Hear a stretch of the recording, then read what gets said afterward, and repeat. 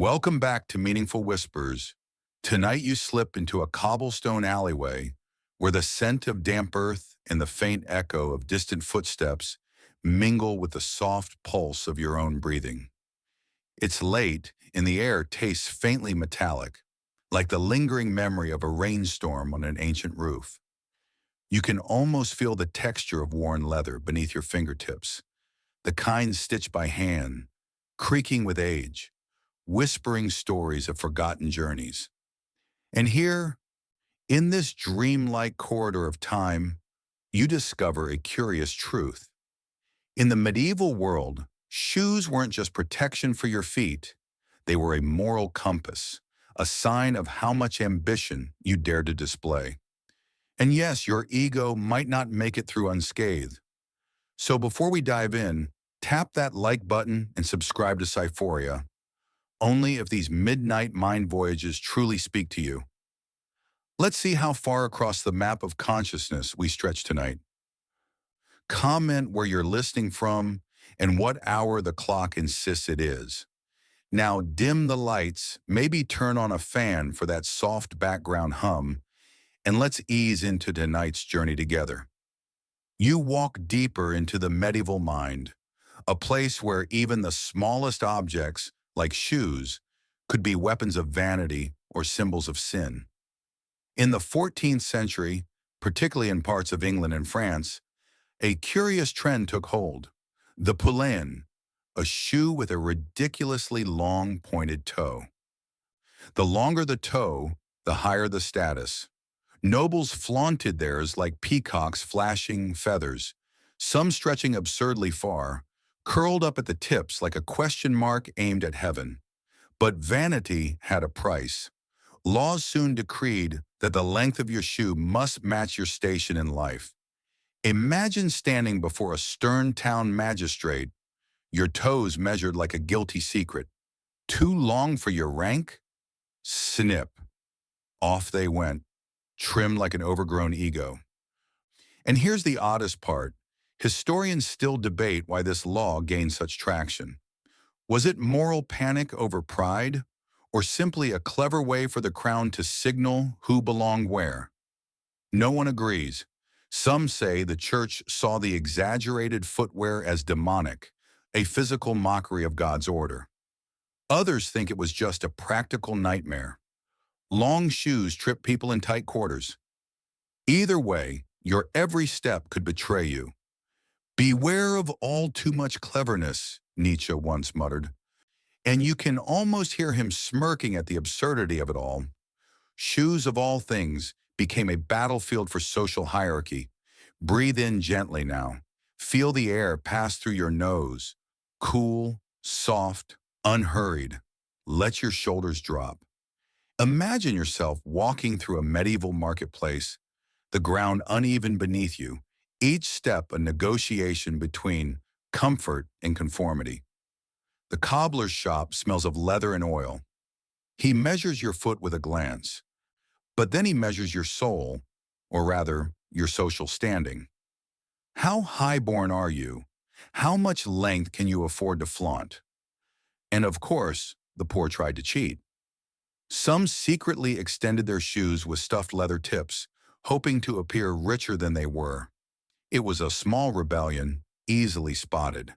If caught, the punishment was public humiliation. You'd have your shoes cut in front of a crowd, leaving you barefoot and ashamed. It's funny, in a bittersweet way, how something as intimate as what touches the earth beneath you could become a tool of surveillance. Remember Jung's idea of the shadow, the hidden self, suppressed but always present? Shoes were a shadow in medieval life. They carried the secret desire to rise above one's place, to stretch a little farther toward the life you weren't supposed to touch. And yet, the law dragged those desires back to the mud, reminding you where you belonged. You hear faint echoes of laughter from centuries ago. Was it amusement, or the brittle sound of people trying not to cry at the smallness of their world? Perhaps both. Even now, the thought of someone slicing the toes off your shoes feels absurdly comical, but underneath it, there's something chilling. The quiet terror of being watched judged, confined. Let your breath settle again. Feel your toes flex slightly, safe, unrestricted. Modern shoes carry no such judgment, or do they? Sneaker culture, designer heels, quiet luxury, aren't they the same shadow in a different form? Strange how the past drapes itself over the present like an old cloak. So you keep walking down that dimly lit corridor of time. The shoes change shapes in your mind, some long and curling like dragon tails, some simple and sturdy like the lives they served. Each pair a small confession of class, of fear, of longing. And as you pass them, you realize this was just one thread in a much larger tapestry of strange control. The laws didn't stop at your feet. They crept upward into the soundscape of your life, into the very air itself. You drift further into this half-lit world, where silence was not merely the absence of noise, but a weapon, a decree, a demand from above. Imagine standing in a narrow medieval street at dusk. The bells have just rung from the parish tower, their echo fading like ripples in still water. And then, a sudden hush falls over the town, not out of peace, but out of fear. You are entering the hour of enforced quiet. Yes, medieval towns had curfews on sound. After a certain hour, no singing, no playing music, no shouting in the streets. In some places, even the simple clatter of wooden shoes on cobblestones was forbidden past twilight. The curfew bell wasn't just a suggestion. It was a signal that all must retreat, extinguish their fires, and let darkness swallow the town. The word itself, curfew, comes from the French couvre-feu, cover the fire. And here's the strange thing. Historians still argue whether these laws were about preventing accidental fires, maintaining social order, or simply giving those in power the illusion of control over the night. Was it safety or paranoia dressed up as morality? No one can say for sure. In one small village in Burgundy, there's a story of a miller who hummed too loudly while locking up his grain store after curfew. He was fined a week's wages. The record shows no remorse from the authorities, only a cold reminder that sound itself could be a crime. Noise is a kind of power, said Jung, or at least he would have if he'd wandered these streets. Think about it. To ban noise is to ban expression, to tame the wildness that leaks out when people think they're unobserved. Take a slow breath in, hold it for just a moment, then let it fall softly away. Notice how the silence after your exhale feels heavier than the breath itself. Imagine living in a time where even that soft sound might have felt forbidden. And yet, some resisted. In the border towns of Flanders, young men would deliberately clang pots together after curfew, a drunken protest they called night rattling. It was harmless rebellion, quickly punished, but rebellion nonetheless. Perhaps it was their way of saying, we are still alive, still loud, still human. There's a certain irony in it all. The same church bells that called you to prayer by day became the instruments of enforced silence by night. Sound both gave and took away freedom. Bells told you when to worship, when to work, when to sleep, and if you listen closely, when to stay very still. And it wasn't just public noise they sought to control. In some monasteries, rules went further, imposing the great silence after evening prayers. No words were allowed until morning. If you needed something essential, you had to use gestures instead of speech. Scholars still debate whether this silence was spiritual discipline or simply an efficient way to keep monks from gossiping. You can almost hear the faint scrape of a monk's sandal in a candlelit corridor, the quiet sigh he dares not let escape his lips. What happens to a mind steeped in too much silence? Does it become serene, or does it start to echo louder inside itself?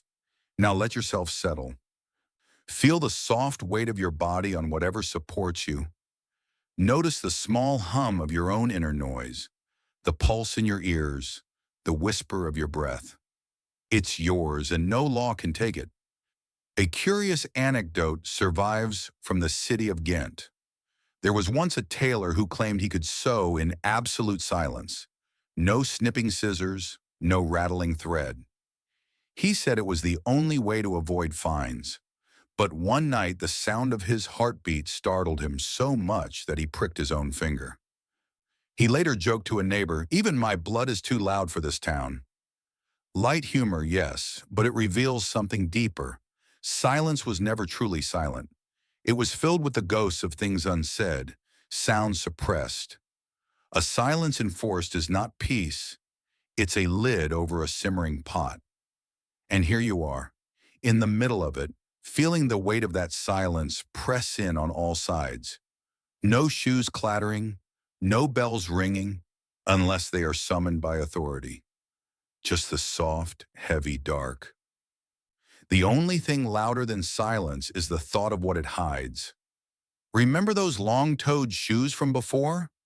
They were noisy too, scraping and tapping in ways that made their wearers noticeable. Banning them, cutting them short, was another way to quiet a person's presence. A muted step, a muted voice, a muted life.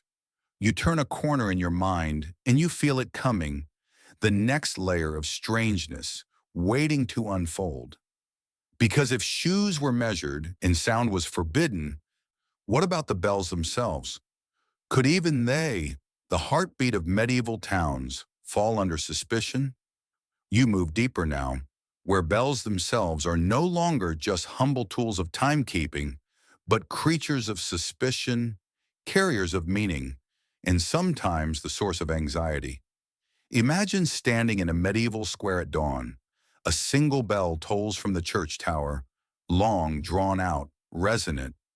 But this is no ordinary chime. It signals more than the hour. It declares the mood of the entire town.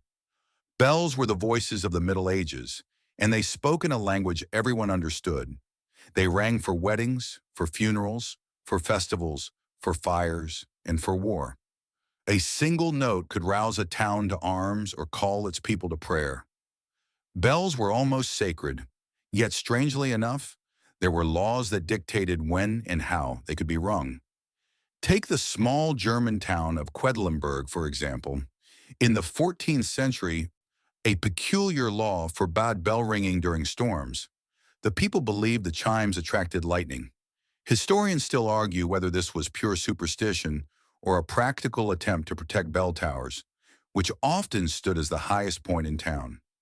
Did the vibrations draw divine wrath or just static electricity? No one truly knows. There's an even stranger anecdote from Italy. In one village, a bell was excommunicated. Yes, you heard that right, excommunicated. The story goes that a bell accidentally tolled at the wrong time, disrupting a solemn mass. The priest declared it cursed and had it removed, its tongue silenced forever. Symbols become tyrants when we forget they are symbols, Nietzsche once wrote. Bells were symbols of order, but they also carried the weight of control. To silence a bell was to silence an entire community's rhythm. To misuse it was to invite chaos. Take a slow inhale. Feel the breath expand your ribs, like a faint echo inside a hollow bell. Exhale gently, noticing the subtle pause that follows. Even now, your body remembers the language of sound and stillness. Bells were not just about time, they shaped thought. In monasteries, bells ruled the hours of the divine office, carving each day into sacred segments. In towns, the bells of matins and vespers structured both work and rest. You didn't need a clock. The bell was the clock. And yet, not everyone appreciated their endless commands. One monk, weary of being woken for night prayers, reportedly tied a small cushion around his head so the bell's sound would dull. When caught, he defended himself, saying, "Even angels must sleep." A joke, yes, but also a quiet rebellion. And then there were the strange bell-related taxes. In parts of France, peasants were charged fees simply for hearing the bells on certain holy days. Imagine that, paying for sound, like renting the right to belong to the community for an hour. Some historians say this practice was a way to maintain the church's power over the poor, while others argue it funded the maintenance of the bells themselves. There was also the curious custom of passing bells, tolling slowly when someone was near death, as if to guide their soul toward the next life. A bell that rang 3 times was for a child, 6 times for a woman, 9 for a man. You could walk through a village and know, by the rhythm of the sound, who had just left the living world. But here's the irony. In times of plague, some towns banned these death bells. They said it made people too fearful, spreading panic faster than the disease itself. Silence in those moments was considered safer than truth. Now let your shoulders soften. Feel the quiet vibration of your own heartbeat, steady and soft.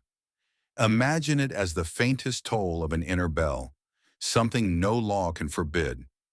In some medieval markets, merchants weren't allowed to ring handheld bells to attract customers, too disruptive. Instead, they had to use colored flags or hand gestures. Yet in the same square, the town's official bell would ring freely, announcing taxes, punishments, and royal decrees. It was a hierarchy of sound. Not all noise was equal. Even more bizarre, in England's York Minster, there was once a law against ringing the bells if a dog was seen near the churchyard. Why? Because it was believed dogs could sense evil spirits, and ringing the bells would anger whatever unseen thing they detected. Was it folklore or a precaution lost to time? And here you stand, inside this tangle of sound and silence, wondering if the people of that age were more enslaved by their rituals than comforted by them. Bells called them to life, yet bells also called them to fear. Remember how the curfew bells ended the day with hush? Now picture a dawn bell pulling you awake with its metallic insistence. A life ruled by rings, each chime a command. But beyond all that control, bells also carried hope. They celebrated marriages, proclaimed victories, and sometimes rang wildly for no reason at all, just to lift spirits. There's a story from a small Flemish village where, after a harsh winter, the bells were rung not for prayer, but simply because spring had come. People danced in the square, laughing at their own joy. So maybe, just maybe, bells were not only the voice of power, but also of humanity, reminding people they were part of something larger, even if they didn't always like it. Now you drift forward again, wondering what lay beyond bells, beyond silence, beyond shoes. Because there were laws even stranger, involving whispers in the absence of sound itself. You step gently now into a realm where silence itself was regulated, where the absence of sound became a legal and moral obsession. Imagine walking through the echoing halls of a medieval monastery. The air feels thick, almost heavy, because no one speaks. Not even a cough dares escape. Silence is not just encouraged, it is enforced. In the Cistercian order, there were strict periods of grand silence from dusk until dawn. No words, no whispers, not even the clinking of tools. If a monk broke the sacred stillness, he would face penance, fasting, isolation, or even public confession. Historians still argue whether this practice was about spiritual purity or simply a way to maintain strict discipline among restless souls. But silence wasn't confined to cloisters. In certain medieval courts, a peculiar law demanded that no one speak during specific rituals, like the coronation of a king or the reading of royal decrees. To break that silence was not just rude, it could be seen as treason. Think of it. Your very breath could betray you.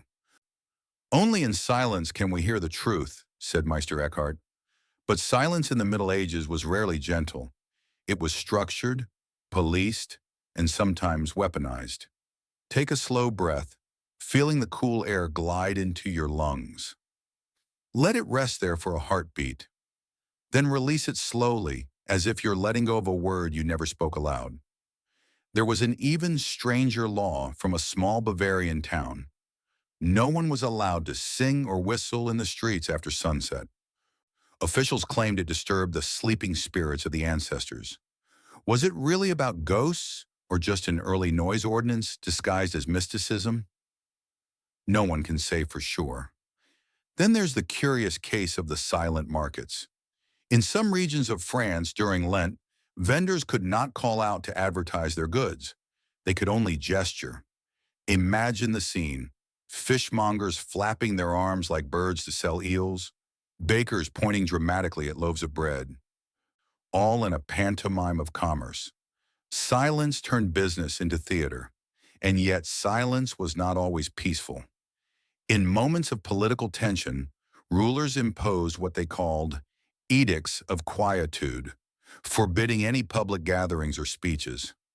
Breaking the silence meant rebellion. You can almost feel the pressure, the way unspoken words can hum louder than shouted ones. There's an old anecdote from a monastery in Burgundy. One monk was so desperate to speak after months of silence that he began carving messages into loaves of bread, passing them secretly at mealtime. When discovered, he claimed it wasn't speech since he hadn't used his voice. A clever loophole, but still, he was punished. The irony? Medieval scholars often wrote about the music of the spheres, believing the universe itself was full of sound. And yet on Earth, they tried to contain it. Silence as control, sound as a privilege. Take another breath, this time deeper. Feel the stillness inside you, not empty, but full of quiet detail, like a vast cathedral with no one inside. Even in cities, there were hours of hush. In Bruges, bells would ring a single low note at nightfall, signaling that all singing, playing, or loud conversation must stop. Violators paid fines. Was it about preserving peace or suppressing joy? Perhaps both. And then there were the silent judges. In some courts, defendants were not allowed to speak in their own defense unless granted explicit permission. Their fate was decided in quietude, their mouths shut by law. Can you feel the tension, the weight of unspoken pleas hanging in the air? In Venice, a strange custom called Il Silenzio marked the death of a doge. For 3 days, no bells, no music, no laughter, an entire city muted like a painting. Travelers wrote that it felt like stepping into a dream where sound itself had been erased. Nietzsche once quipped, "We have art lest we perish from the truth." Perhaps silence served the same purpose, a shield against the chaos of too much noise, too much reality. But enforced silence? That becomes its own form of tyranny. There's a subtle humor in all this. Imagine being fined for laughing too loudly after hours, or jailed for humming in the wrong place, a medieval version of keep it down taken to absurd extremes. And yet it worked. For centuries, silence shaped daily life as much as words ever did. Now think about your own breath again. Quiet, steady. How strange that something so natural could once have been restricted, even feared. In some monasteries, there was even a law that if you must speak, you had to do it in a talking room, a designated chamber where words were allowed. Outside of it, silence reigned. Could you imagine living like that? Your thoughts bottled, rationed like precious water? But silence wasn't always punishment. For some, it was liberation. Pilgrims seeking visions walked for days without speaking, believing that only in silence could the divine be heard. So perhaps it wasn't just control, it was also a doorway. And so you drift, deeper still, through this maze of regulated quiet. You begin to notice how the strange laws about shoes, bells, and silence are not random at all. They are threads of the same tapestry, a world trying desperately to order chaos, even in the smallest sounds. Ahead, you sense the next layer. Beyond silence lies something even stranger. Laws about the spaces between people, about how closeness or distance could become a crime. You step softly into the shadowed streets of a medieval town where even the space between two bodies could carry the weight of law. Proximity was never neutral. It spoke of power, class, and sometimes danger. Imagine the narrow alleys, the scent of damp stone, and the way every step you take is silently measured. There were curious ordinances dictating how close a commoner could stand to a noble. In some regions, it was illegal for a peasant to approach within 3 shoe lengths of a lord unless invited. To cross that invisible boundary unbidden was seen as insolence, even rebellion. You can almost feel the absurdity, how the simple act of standing too near could unravel into punishment. Historians still argue whether these laws were truly enforced or mostly symbolic. Were they real tools of social control or just performative gestures to remind everyone of their place in the hierarchy? No parchment survives with precise penalties, but whispers of them linger in letters and tales. And then there were the bizarre proximity taxes. In some medieval markets, a vendor who set up shop too close to another stall had to pay a fine. The spacing was so strict that disputes turned into brawls over inches of cobblestone. Imagine arguing over the exact width of your cart's wheel just to sell onions. Take a slow breath. Notice the air moving not just into your lungs but around your skin, like a soft, invisible halo. Feel the subtle boundary between you and the world, a space you rarely think about but always occupy. Medieval people were obsessed with that space. In certain monasteries, monks were forbidden from sitting side by side unless at prayer. Dining tables were arranged so that no two brothers could brush elbows. Closeness breeds temptation, the abbots warned. Whether it was temptation of the flesh or temptation of gossip, no one said. There's an odd anecdote from a small Italian village where lovers were banned from holding hands in public. Not because of modesty, but because it was believed intertwined fingers trap wandering spirits. Superstition made intimacy illegal. Imagine the awkward dances couples must have performed, keeping inches apart while trying to look devoted. And what of crowds? In Paris during the 14th century, a strange assemblage law limited how many people could gather in one place at once. Too many bodies in close quarters meant suspicion of revolt. Bells would ring if a crowd swelled beyond 50 souls, and soldiers would disperse it. Can you feel the weight of surveillance in that? Even togetherness was rationed. Jung once wrote, "Loneliness does not come from being alone, but from being unable to communicate what matters." In the Middle Ages, the loneliness was amplified by design. Laws carved invisible fences between people, making connection something rare and dangerous. There was even a rule in certain plague-stricken cities.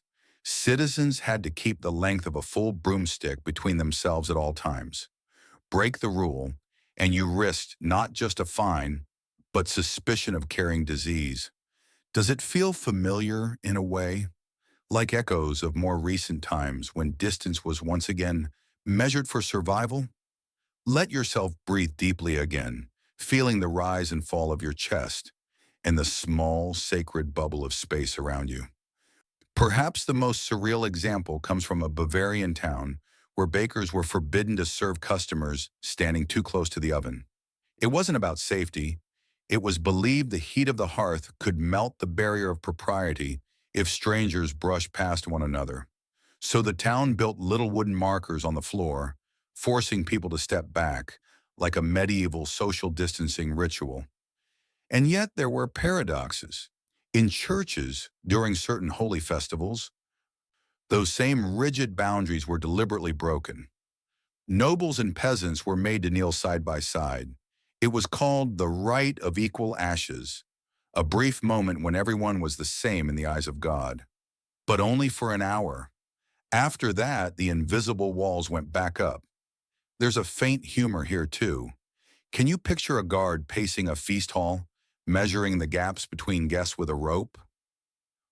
Or a mayor issuing a decree that lovers must leave no less than a hen's width of space between their feet? It borders on the ridiculous, yet it shaped daily life for centuries. And in the courts, proximity became a weapon. To accuse someone of forbidden closeness was a sly way to destroy their reputation.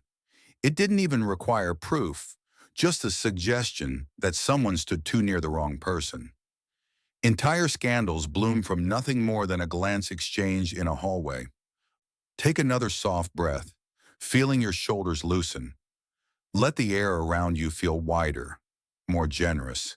Even silence itself was tied to proximity. Monks who violated the silence rule had to confess, but they were required to kneel at a specific, carefully measured distance from the abbot. Too far was disrespectful, too close was presumptuous. Even remorse was spatially choreographed. And think of bells. Remember how they marked the hours of silence? They also marked the boundaries between places you could and couldn't go. A bell might signal the limit of a town's safety. Beyond that invisible border was wilderness, lawlessness. So the sound of a bell wasn't just time, it was distance made audible. As you drift deeper, you realize these odd rules about space, sound, and silence were all part of one thing: an obsession with control. Control of movement, of thought, of desire. Shoes, bells, silence, proximity. They were threads in a web that held medieval life in delicate tension. Soon you will see how these threads wove into the final, strangest laws of all. The ones that blurred the line between ritual and reality, where superstition and governance became the same. The laws that made even the act of speaking or not speaking part of a cosmic drama. But for now, let yourself rest in this thought. You are here in your own small bubble of space, free to breathe as you like. Something so simple would have been a luxury to many centuries past.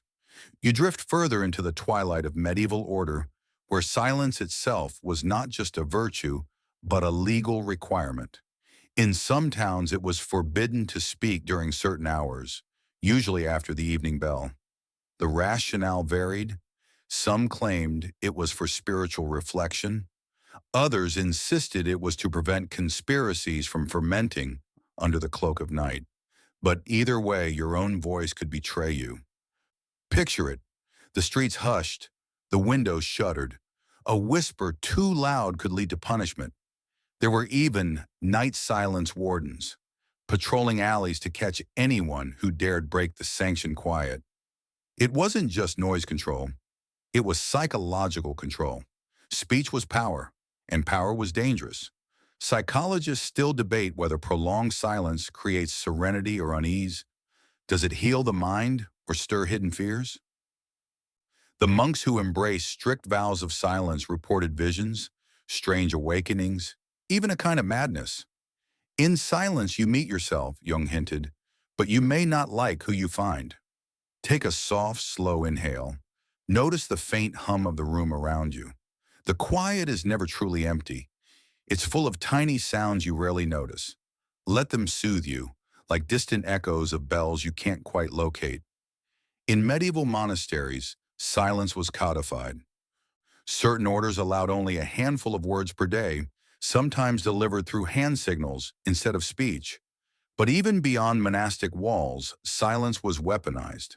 For instance, during trials, a person accused of heresy might be condemned simply for remaining quiet, interpreted as guilty defiance.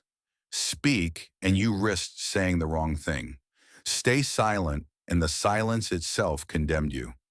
And then there were the forbidden words, entire lists of names, phrases, or even jokes outlawed in some towns. One particularly absurd example comes from a French village where it was illegal to utter the word sparrow after dark. The reason? A local superstition claimed the word attracted demons disguised as birds. Imagine tiptoeing through your own language, afraid a single syllable might betray you. Humor still peeked through the cracks. In an old chronicle, a jester reportedly mocked a silence law by holding up a sign that read, "If laughter is banned, shall we only cry?" He was promptly fined but became a local legend. It's the kind of irony that makes you smile faintly even now. Breathe again. Deep, slow, effortless. Notice how the space between thoughts grows softer, quieter. The final, strangest laws were those where silence merged with ritual. Take the hour of unspoken prayer observed in some cathedrals. For 60 minutes, no one could move, speak, or even look at another person. The air itself seemed heavy, like the weight of unseen eyes. They believed breaking that stillness invited divine wrath, or worse, ridicule from the entire community. But not all silence was oppressive. Sometimes it was liberating. In a tiny English village, there was an annual Festival of the Unsung, where for one day everyone agreed to stop all gossip. They'd wander the fields in quiet reflection. It was a voluntary pause on the endless noise of rumor and judgment. Imagine how sweet that must have felt. A reprieve from words themselves. There's also a psychological fact tucked here. Too much sensory deprivation can warp time perception. In prolonged silence, minutes feel like hours. Did medieval people feel stretched thinner in those hush-bound nights? Did they lose themselves in the soundless void? We can only guess. And yet bells always returned. Bells were the reset button. One ring, and the spell of silence broke. Conversation returned. Work resumed. Life breathed again. Bells mark both beginnings and endings, dividing the sacred stillness from the mundane noise. Nietzsche once mused, "Silence is worse. All truths that are kept silent become poisonous." Maybe that's why so many of these laws eventually faded. People needed the release of words, the laughter of voices, even the clamor of disagreement. No amount of legislation could completely smother the human urge to speak, to share, to be heard. Take one last slow breath. Feel the softness in your throat, the ease of not needing to say anything. Notice how freeing it can be to simply listen to the air, to your heartbeat, to the quiet hum of being alive. Now the journey draws toward its close. You've wandered through the oddities of medieval life, laws about shoes that dictated vanity and sin, bells that ruled time and silence, distances that divided people invisibly, in the strange hush of enforced quiet. All of it part of a world that felt orderly yet endlessly strange. And here, at the edge of this story, the silence feels different. It isn't imposed, it's gentle.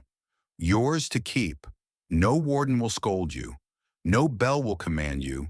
Just a vast, calm stillness wrapping around you like a soft cloak. So let go of the last fragments of noise in your mind. Let them drift away, like faint echoes of bells fading into the night. The medieval world fades too, taking its strange rules with it, leaving only the quiet comfort of now. You've traveled through forgotten streets, measured steps, and hollowed silences. You've seen how something as small as a shoe's tip or the faint chime of a bell could hold entire societies in their spell. Strange, isn't it? How the simplest things, sound, space, silence, can weave themselves into rules so powerful they shape lives for generations. Yet as you rest here, none of those laws matter. There's no bell to command your breath, no decree to govern the way your feet rest beneath the sheets, no monk's gesture to silence your thoughts, just the soft rhythm of your own body, alive in its own time. Take a slow breath in and let it out just as slowly. Feel the weight of your head sink a little deeper into the pillow. Feel the way the quiet doesn't press on you but welcomes you, like an old friend waiting patiently. The medieval world was full of boundaries, shoes that signaled vanity, bells that ruled the hours, silences that whispered secrets. But now there are no boundaries.